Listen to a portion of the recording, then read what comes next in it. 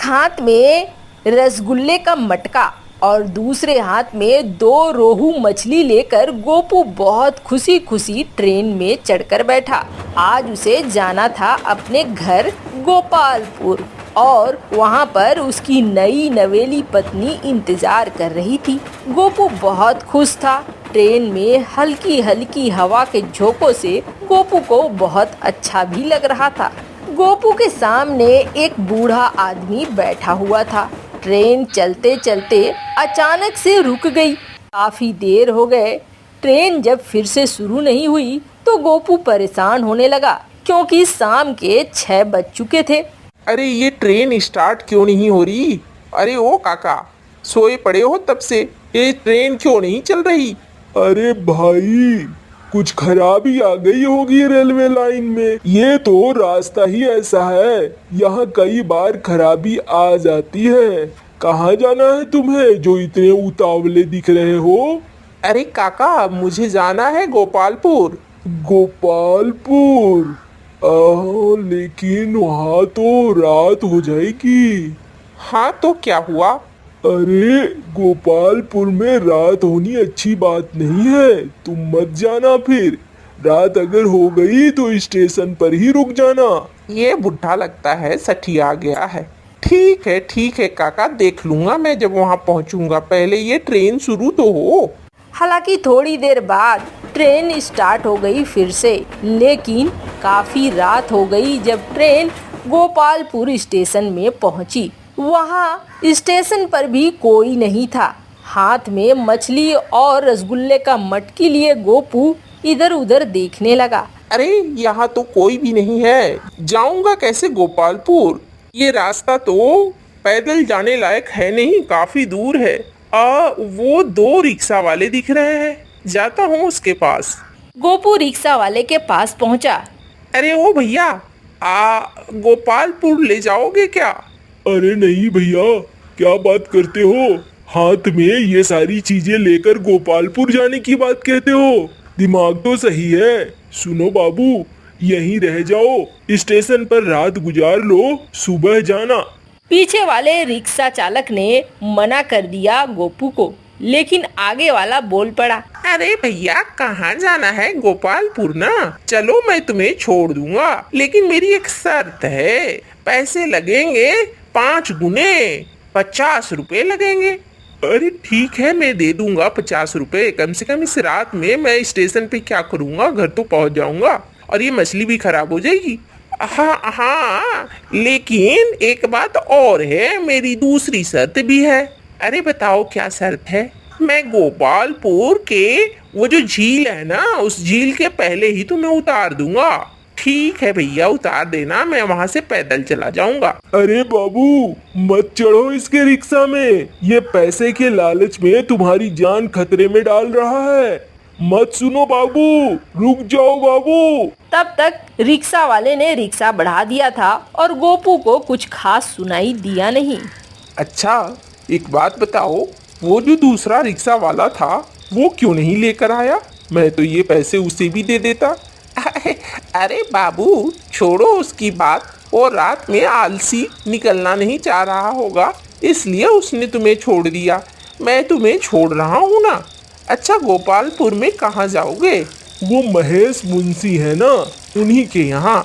अच्छा, महेश मुंशी तो बहुत अच्छे इंसान है। उन्होंने मेरी एक बार बहुत मदद की थी। मेरी माँ बीमार थी, तब उन्होंने बहुत सारे पैसे दिए थे माँ की इलाज में। आप उनके पास क्यों जा रहे हो? मैं उनका दामाद हूँ। अभी हाल ही में उनकी बेटी की शादी हुई ना, मैं उनकी बेटी का पति हूँ। अरे अच्छा, तो आप उनके जमाई हो?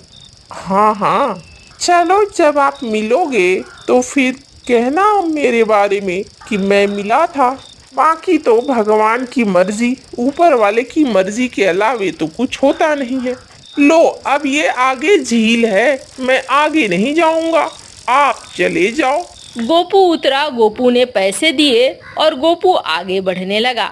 गोपू जैसे ही झील के पास पहुंचा, वैसे ही हवाएं चलने लगी और अचानक से झील में हलचल मच गई। झील से एक भयानक भूतनी बाहर आई तुम मछली लेके आए हो, आओ आओ, मुझे दो ये। और उसने मछली मछली छीन लिया। छीन कर वो बगल में ही खड़ी हो गई। पहले मैं मछली खाऊंगी, फिर मैं तुम्हें खाऊंगी। तुम्हारी हिम्मत कैसे हुई मछली लेकर इधर जाने की?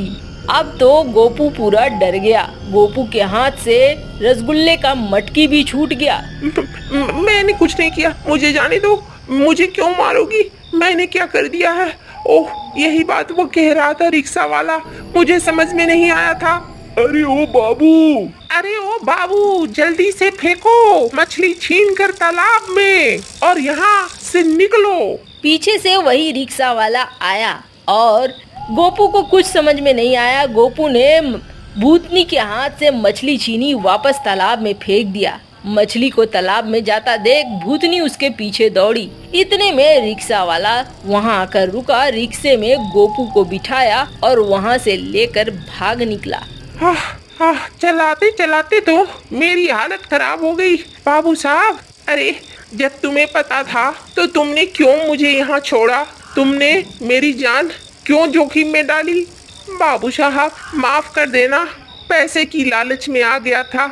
हमें कोई सवारी मिलती नहीं है। जो तुमने 50 रुपए का लालच दिया, मुझे लग गया कि मेरा घर के लिए 5 दिन का जुगाड़ हो जाएगा। लेकिन तुमने कहा कि मुंशी के आप जमाई हो, तो मुझे याद आ गया मुंशी जी ने मेरी बहुत मदद की थी। आप ये बातें मुंशी जी को ना बताना, वो बहुत दुखी होंगे कि मैं उनके जमाई के जान को खतरे में डाला। अरे नहीं बताऊंगा, क्योंकि समय पे तुमने ही मेरी जान बचा ली है और यही मेरे लिए काफ़ी है। लेकिन वो भूतनी कौन है? वो भूतनी की एक लंबी कहानी है। उसे मछली खाना बहुत पसंद था और वो घर में मछली अक्सर बनाया करती थी। लेकिन उसके पति को बहुत ज़्यादा लालच थी और वो बार बार अपनी पत्नी को मारता पीटता रहता था और कहता था कि जाओ अपने मायके से दहेज मांग कर लाओ। वो बहुत परेशान रहती थी।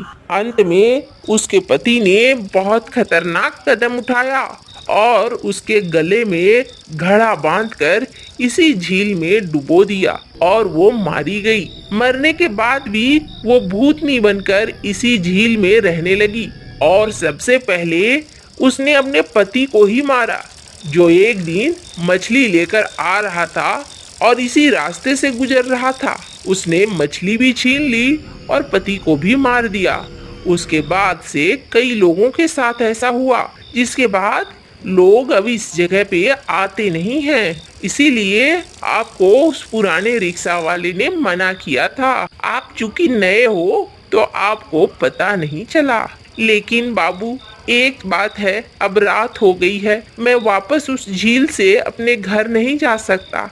मेरी एक मदद करोगे? हाँ हाँ बोलो। मुझे अपने ससुराल में आज के रात रिक्शा लगाने की अनुमति दिला देना। कल मैं रिक्शा लेकर चला जाऊंगा। हाँ हाँ ठीक है, तुमने मेरे लिए इतना बड़ा काम किया है तो मैं इतना तो कर ही सकता हूँ। गोपू ने आखिर रिक्शा वाले की मदद कर दी।